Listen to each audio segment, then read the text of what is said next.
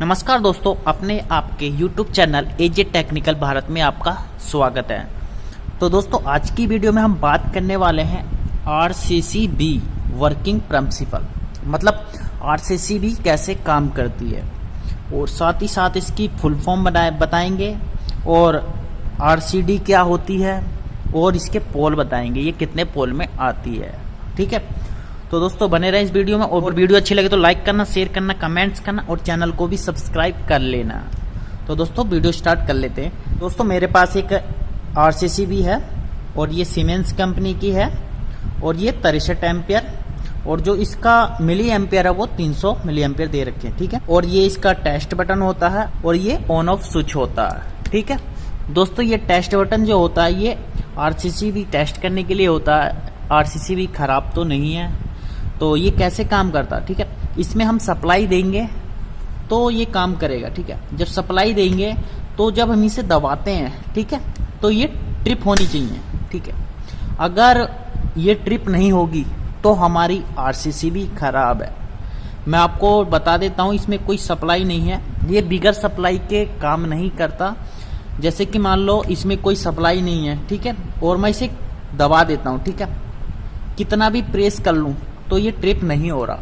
ये जब भी काम करेगा जब हम इसमें सप्लाई देंगे। ठीक है, और दोस्तों अब बात करते हैं इसकी फुल फॉर्म की। ठीक है, RCCB की फुल फॉर्म क्या होती है। दोस्तों RCCB की फुल फॉर्म होती है रेसिडुअल करंट सर्किट ब्रेकर।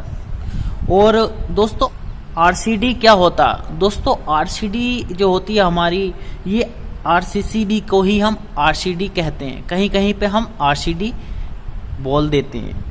और जो RCD की फुल फॉर्म होती है हमारी रेसिडुअल करंट डिवाइस होती है। ठीक है, ये एक डिवाइस होती है। ठीक है, कहीं पे सर्किट ब्रेकर बोलते हैं, कहीं पे डिवाइस बोल देते हैं। ठीक है, और दोस्तों पोल क्या होते हैं, RCCB जो होती है हमारी 2 पोल में भी आती है, ठीक है, और 4 पोल में भी आती है। ठीक है, 4 पोल जैसे कि मेरे पास ये है, 4 पोल में है, ये आपको दिखाई दे रहा होगा RYB और न्यूट्रल। ठीक है, तीनों फेज जाते हैं और न्यूट्रल चलाया जाता है, तो ये 4 पोल की है।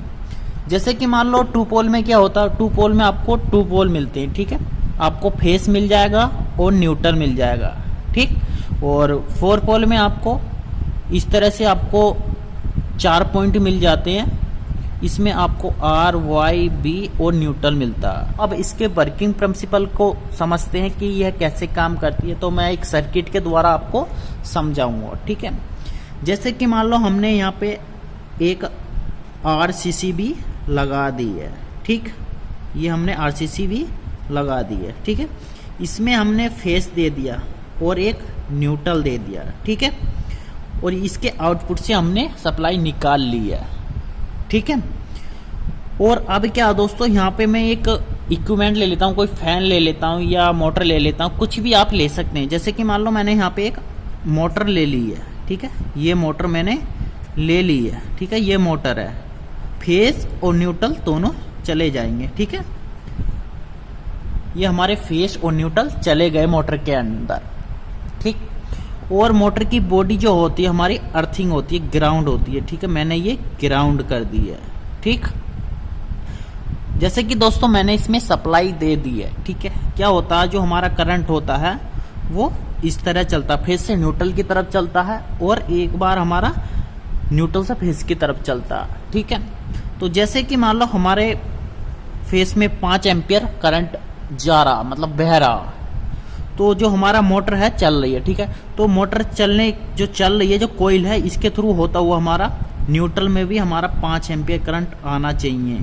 ठीक है, हमारी जो RCCB लगी हुई है वो सही काम करेगी। ठीक है, यदि हमारा करंट लीकेज हो जाता है मोटर के अंदर, जैसे कि मान ली हमारी पुरानी मोटर हो जाती है, उसकी जो वाइंडिंग होती है उसमें लीकेज करंट आने लगता है। ठीक है, जो इंसुलेशन होता है हमारी वाइंडिंग का वो फेल होने लगता है, जिसके कारण हमारा जो करंट है वो लीकेज होने लगता है। कभी कभी आपने देखा होगा घर के फ्रिज हो गए, हीटर हो गए, उस पर आप टेस्टर लगाते तो उस पर टेस्टर जलता। हमारे जो हीटर काम तो करता सही चलता, पर उस पर आपको टेस्टर नजर आएगा जलता हुआ। ठीक है, तो क्या होता है, हमारा लीकेज करंट होने लगता है। तो जैसे ही हमारा लीकेज करंट होगा, ठीक है, क्या होगा, जो 5 एम्पियर जा रहा हमारा, तो यदि हमारा यहाँ से 5 एम्पियर नहीं आ रहा, ठीक है, मान लो यहाँ पे 4 एम्पियर आ रहा, ठीक है, 1 एम्पियर क्या हो रहा हमारा लीकेज करंट हो रहा और अर्थिंग के साथ जा रहा, ठीक है, क्या होगा उस कंडीशन में हमारी आरसीसी भी जो है ट्रिप हो जाएगी, काम नहीं करेगी, क्योंकि जो हमारा करंट गया 5 एम्पियर करंट गया वाइंडिंग में, यदि हमारा 5 एम्पियर करंट नहीं आया वापस लौट के, ठीक है, तो हमारी आरसीसी भी जो है ट्रिप हो जाएगी।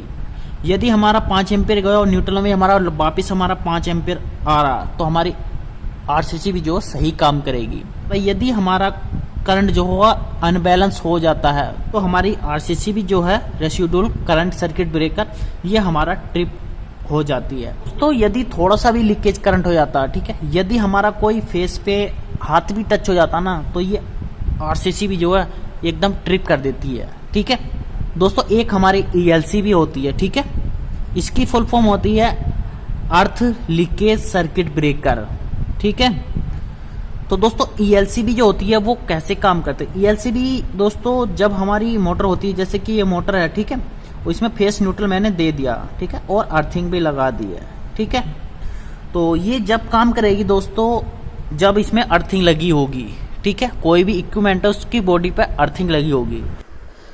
दोस्तों यदि मोटर में से कोई लीकेज करंट फ्लो होने लगता है, लीकेज करंट मतलब आने लगता है, तो क्या होता है, यह ईएलसी भी जो होती है हमारी सप्लाई को बंद कर देती है, मतलब ट्रिप हो जाती है। जैसे ही इसके नाम से पता चल रहा है कि ईएलसी भी अर्थ लीकेज सर्किट ब्रेकर, यदि हम मोटर पे से अर्थिंग हटा देते हैं और इसे ऑन कर देते हैं तो ये ऑन हो जाएगी, काम करने लगेगी, सिर्फ ये अर्थिंग पे ही काम करती है। और दोस्तों जो हमारी आरसीसी भी होती है, इसमें क्या होता है, अगर हम अर्थिंग भी हटा देना, अगर इन और इसका करंट न्यूट्रल और फेस में करंट अनबैलेंस है तो वो ऑन नहीं होगी, इसलिए अब जो है ईएलसीबी की जगह आरसीसी भी आने लगी हैं। और दोस्तों वीडियो अच्छी लगी तो लाइक करना, शेयर करना, कमेंट्स करना और चैनल को सब्सक्राइब करना। जिन्होंने अभी तक चैनल को सब्सक्राइब नहीं किया वो चैनल को सब्सक्राइब कर दे। मिलते हैं अगली वीडियो में, तब तक के लिए नमस्कार।